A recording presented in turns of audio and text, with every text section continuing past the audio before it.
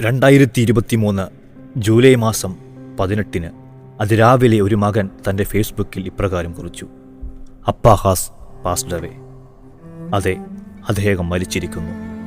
സ്നേഹം കൊണ്ട് ലോകം കീഴടക്കിയ മനുഷ്യൻ, കേരള രാഷ്ട്രീയം കണ്ട ഏറ്റവും ജനകീയനായ മുഖ്യമന്ത്രി ശ്രീ ഉമ്മൻചാണ്ടി പുതുപ്പള്ളിക്കാരുടെ സ്വന്തം കുഞ്ഞൂഞ്ഞ് അന്തരിച്ചിരിക്കുന്നു.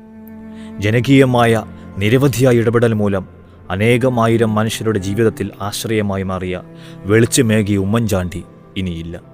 പ്രിയ നേതാവ് അന്തരിച്ചിരിക്കുന്നുവെന്ന് അറിഞ്ഞതു മുതൽ പതിനായിരങ്ങൾ അദ്ദേഹത്തിൻ്റെ മൃതദേഹം വഹിച്ചുകൊണ്ടുള്ള വാഹനം വരുന്ന പാതയിൽ പുഷ്പങ്ങളും ഓർമ്മകളും കണ്ണിലെ കണ്ണീരുമായി കാത്തുനിന്നു, തങ്ങളുടെ പ്രിയ നേതാവിനെ ഒരു നോക്ക് കാണുവാൻ.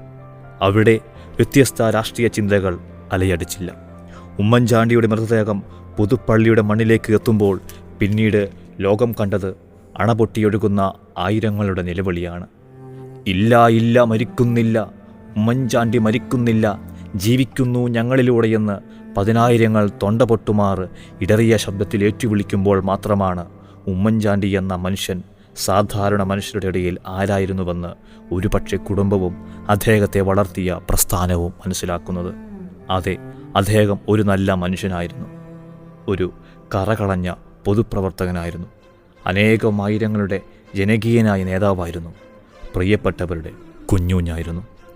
എന്നിട്ടും തൻ്റെ രാഷ്ട്രീയ ജീവിതത്തിൽ അദ്ദേഹം നേരിടേണ്ടി വന്ന അപമാനങ്ങൾ, ആരോപണങ്ങൾ നിരവധിയായിരുന്നു. പൊതുമധ്യത്തിൽ വെച്ച് കല്ലേറ് കൊണ്ടിട്ടും, കുറ്റാരോപിതനായി നിയമത്തിന് മുമ്പിൽ നിന്നിട്ടും, വ്യാജാരോപണങ്ങളാൽ മനം നൊന്തപ്പോഴും, ചിരിച്ചുകൊണ്ട് കൂടെ നിന്നവർ തള്ളിപ്പറഞ്ഞപ്പോഴും അദ്ദേഹം ആർക്കെതിരെയും ഒരു വാക്കും ഉരിയാടിയില്ല. എല്ലാം ആ മനുഷ്യൻ ഒരു ചെറുപുഞ്ചിരിയിൽ ഒതുക്കി.